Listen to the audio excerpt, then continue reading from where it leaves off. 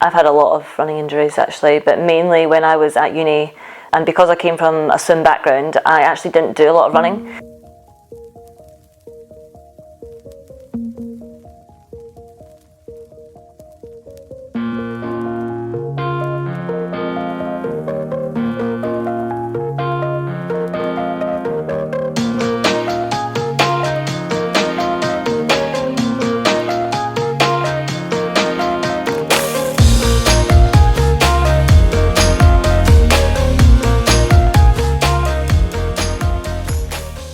I probably only ran like a Tuesday night session, a Thursday night session and a Saturday morning session, and maybe like a Sunday run, long run, which was about 50-60 minutes. So, you know, I had this massive swim background volume while I was still at school, and I was able just to do the quality sessions on top of that. But when I went to university, I didn't gradually reduce the swimming. I just stopped the swimming completely and, thought I could just pick up a full run program. And maybe it wasn't advised properly on that. I don't know, maybe it was a bit of bad advice. Yeah, I had a lot of injuries. I had a lot of bone fractures. I had stress response to my shin, foot. Yeah, it was just constantly, in and out of the pool aqua jogging and then getting back running and then aqua jogging. So it was a bit of a miserable time while I was at Loughborough. I didn't really improve that much compared to what I ran as a 15-year-old, and it was frustrating and I kind of fell out of love with it. And then I went and got coached by Mick Woods in London while I was still in my final year. His training was just completely different. A lot of it was higher intensity, so maybe slightly lower volume than I was doing, but a lot of it was high intensity. I covered a lot of my volume in sessions. So, we'd do like 8k on the track on a Tuesday, but then with 3 mile warm up, 3 mile warm down. So you're getting a lot of like volume, and the kind of warm up was progressive. So it got, you were down by like 5:30 miling towards the end of that warm up. I wouldn't recommend that at all. Like initially, I think you got to build up to that. And I actually wasn't, injury prone at all with mixed training the whole 5 years that he coached me. I think I maybe missed, I can count on one hand the number of sessions I missed due to injury. Yeah, some of my tips for staying injury free would be don't increase volume or intensity or running on one particular terrain too suddenly. So make sure it's over, a gradual increase. I think the rule is 10% increase per week or per month, I don't know, but just don't be doing like 30 miles one week, 50 miles the next. Try and get consistent at doing kind of mileage without variation between like jumping around.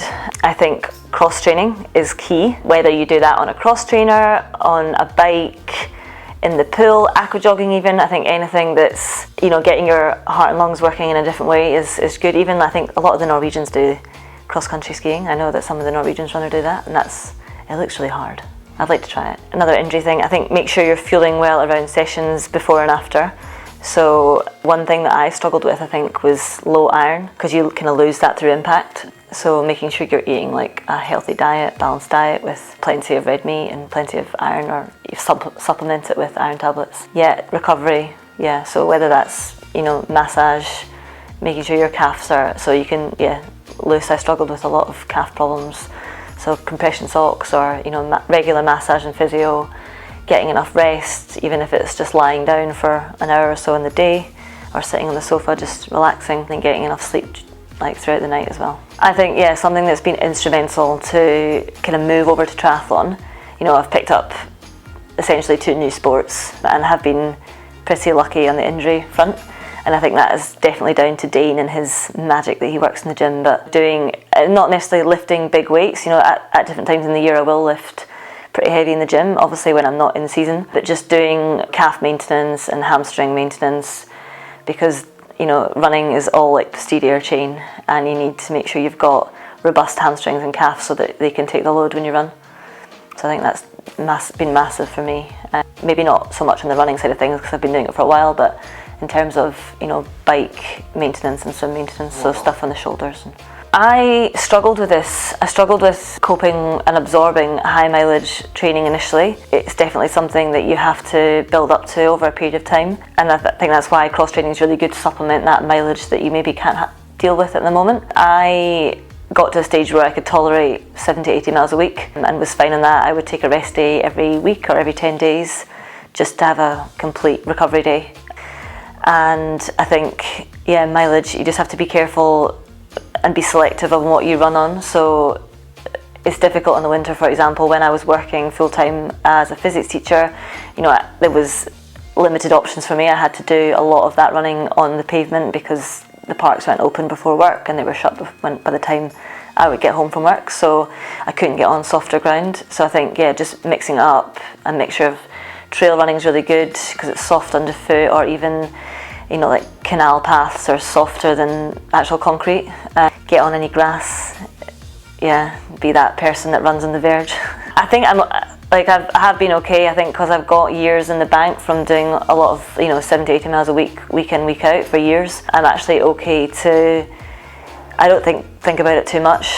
Obviously try and watch where, if it's on trail, I'm quite prone to rolling my ankles, so just being careful on that and be not listening to music on those parts of runs, but just being careful and being selective. And if it's snowy outside or icy, that does and it can change your running style, so maybe just playing it safe and not running that day. I mean, it's different for everyone. Some people might feel that they need more running to feel good. For me personally, I have found that running less has worked for me.